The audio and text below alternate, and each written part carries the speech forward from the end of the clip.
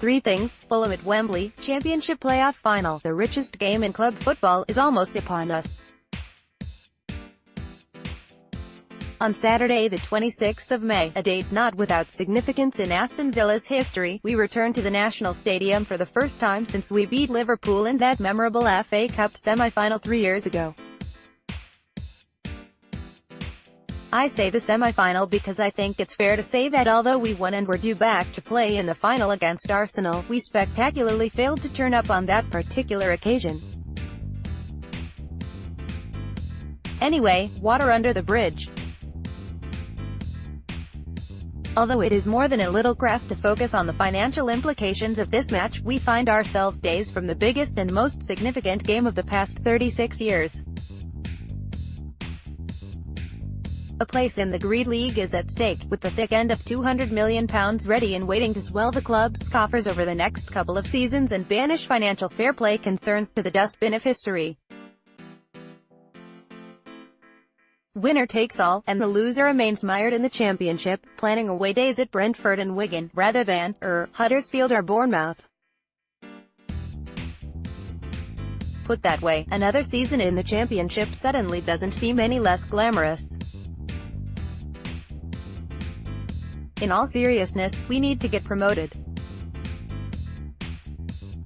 Financially and in terms of our prestige, we need to get back to the top table and stabilize in the Premier League, before kicking on and getting back to challenging for European football again. We've already been left behind by former contemporaries such as Tottenham, Arsenal and Chelsea, so another year grafting Saturday, Tuesday over a 46-game season is not something we want in our future. Standing in our way are Fulham, arguably the best side in the division behind Wolves, but tainted by playoff failure last season and by choking on the final day of this season, when a win at Small Heath, an away banker, surely would have seen them go up automatically by pipping Cardiff at the post. Instead, they collapsed to an ACCA-busting 3-1 defeat against one of the poorest teams in the division.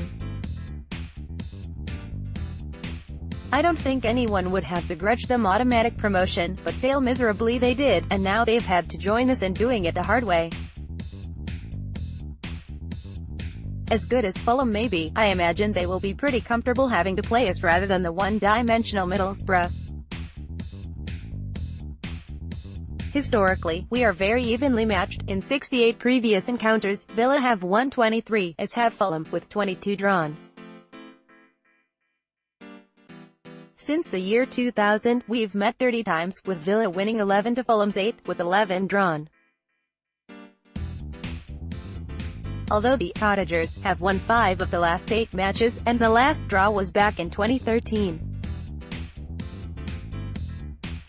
History suggests a draw this time out, over the 90 minutes at least, while recent form suggests a victory for Fulham. What can we do to ensure that doesn't happen? Page 21. Work our *****s off. Fulham enjoy controlling the football, averaging almost 60% possession throughout the season, the highest in the Championship. They are lightning fast, they pass and keep the ball well, 83% passing accuracy, again, a league high, and they score plenty of goals, 81 in their 48 games to date, 61 of which have been from open play. We need to try and disrupt that flow. We are not by nature a pressing team, but when we do, as evidenced against Wolves, for instance, the results can be spectacular. Although defensively we are extremely well organized and hard to break down, we don't have the pace to take on teams like Fulham on the counter and need to keep the ball ourselves as much as possible. We have the players to do this. Grealish, Adoma and Aurihane, for instance, are excellent on the ball and bringing others into play. The likes of Chester, Terry, Yedinak or Wayland don't want to be getting into foot races with Fulham's lightning-fast danger men Sessegnon and Aite, while Kearney and Johansson are no slouches either. So it will be in our interests to keep the ball as much as we can and press Fulham all over the pitch to stifle their quick-tempo approach. Point 2. stop Mitrovic, and Sessegnon has been a revelation this season and is the club's leading scorer with 16 goals. Since his arrival in January, Newcastle outcast Alexander Mitrovic has breathed new life into his career in England in Fulham's promotion challenge, hitting 12 goals in 17 matches as Fulham came within a whisker of automatic promotion. Stopping these two will be vital to our chances of winning this match. I would expect Alan Hutton to be given the reducer job on Sessegnon, and if he can find room in his pocket alongside Adama, we'll have every chance of getting the job done. Similarly, Terry and Chester need to be on their best form to shackle the rejuvenated Mitrovic, and there is no reason to doubt that they will be. Those matchups will be a fascinating subplot. I'd expect the more mobile Glenn Whelan to start alongside Connor Owery high in the middle of the park. With Fulham a pure footballing side than Middlesbrough, we can expect far less aerial pressure.